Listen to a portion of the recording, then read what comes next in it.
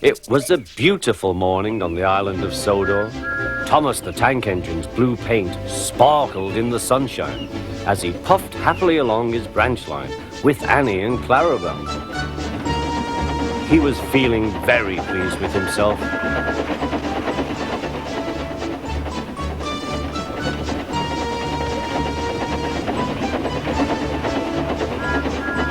"Hello, Thomas," whistled Percy. "You look splendid." "Yes, indeed," boasted Thomas. "Blue is the only proper color for an engine."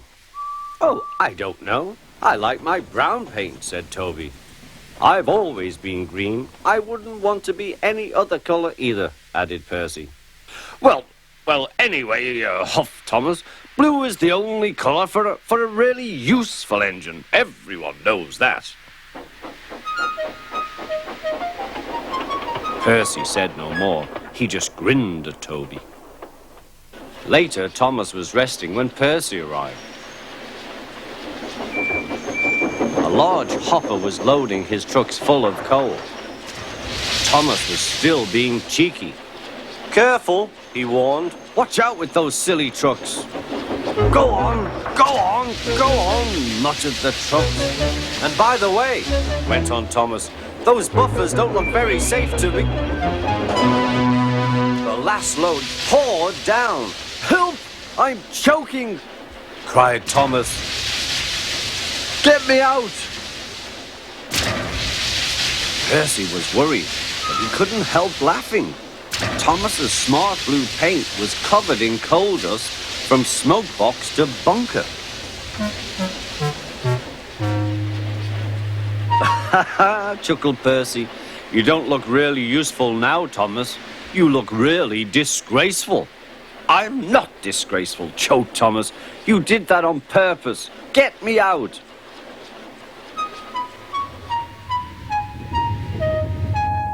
It took so long to clean Thomas that he wasn't in time for his next train.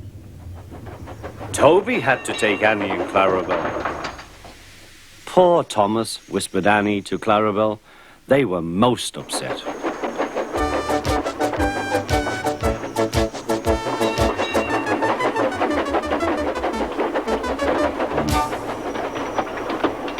Thomas was grumpy in the shed that night. Toby thought it a great joke, but Percy was cross with Thomas for thinking he had made his paint dirty on purpose. Fancy a really useful blue engine like Thomas becoming a disgrace to the Fat Controller's railway.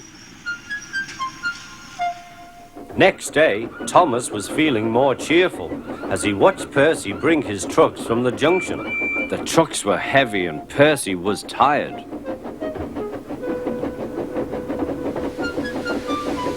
"Have a drink," said his driver, "then you'll feel better." The water column stood at the end of the siding with the unsafe buffers. Suddenly, Percy found that he couldn't stop. The buffers didn't stop him either. "Oh!" wailed Percy. "Help!" The buffers were broken and Percy was wheel-deep in coal. It was time for Thomas to leave. He had seen everything. "Now Percy has learned his lesson too," he chuckled to himself.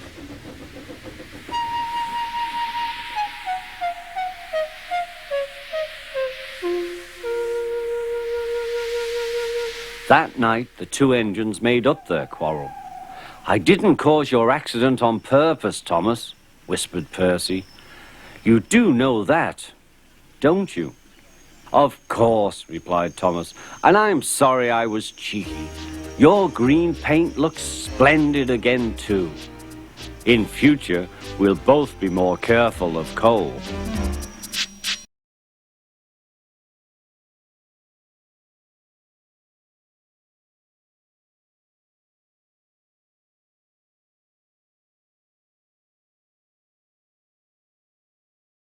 It was time for Thomas to leave. He had seen everything.